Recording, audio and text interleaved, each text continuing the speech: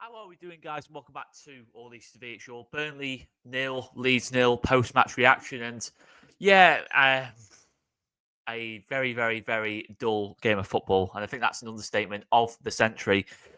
It's just a game that never got going, really. I think really Burnley certainly played it safe. I think there's no question about that. I think we've seen this with Burnley this season. It's not necessarily a criticism of Burnley. It's what they do. It's what's got them up the table. Only conceded 9 goals all season. But I thought we also played it a little bit safe as well. And I think, it's not really what I wanted to see, but I can understand why we did it. I think that's probably my answer to it, really. I think in the end of the day, you look at the results around us, Sunderland obviously dropping points, Sheffield United getting beat. It's not too bad a point in the grand scheme of things, but I did feel we had the quality to win that today. Last night, rather. I did think we had the quality to win that last night.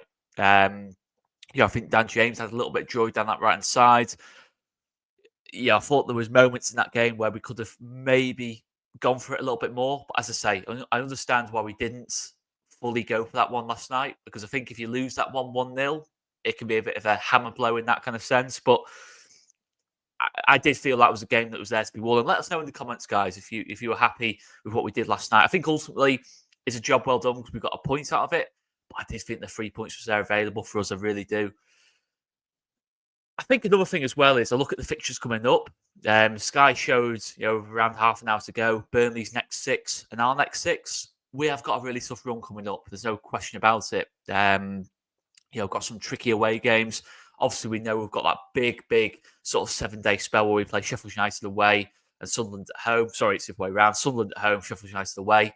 So really, we are putting a lot of pressure on these other games. I'm talking like, say, Coventry away, Watford away, even Cardiff at home this weekend. We are putting a lot of emphasis on that. If that is going to be our approach in the Sheffield United and Sunderland games, I think we can beat these teams. I really do. I think we're a far better football inside than these teams. I think we showed it at times last night. Not enough for my liking, but I do think we've got the quality to go toe-to-toe. And, we're not even toe-to-toe, just make the game attack versus defence against these kind of teams. But yeah, credit to Burnley, as I've already said. You can see why they've only conceded 9 goals. They are ridiculously good at the back. And when you are able to get through that back line, James Trafford, I think, is the best goalkeeper in the league. And that's what brings me on to the kind of final point, really, because there's not a lot really to talk about this game. I think it says a good performers. I've already mentioned Dan James. I thought Altanaka, again, it's typical Altanaka stuff. Had a really good game in midfield. Joe Rodon, I thought, had a great game at the back. Again, not massively tested, but whenever he did have to do anything, he did it to a good standard. I think Jaden Bogle, second half, really got into the game as well down that right-hand side. Yeah, I think everyone else, it was a decent enough performance kind of thing. But, I think what I look at this moment in time is obviously we've mentioned about the goalkeeper situation. And I think it's well up top as well. I think there's a lack of clarity up front at this moment in time. I don't think it's clear in terms of Perrault and Joseph who is the number 1. I think at this moment in time, it is Perrault.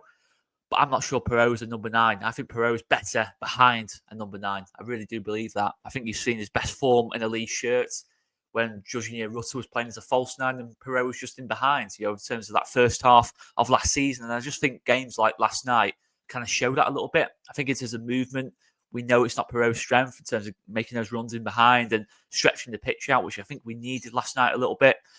And we didn't really have that. Listen, I'll never ever question Joel Perrault's finishing. I think Perrault is an exceptional finisher. I think I think he actually is the best finisher in the league. Certainly in terms of strikers.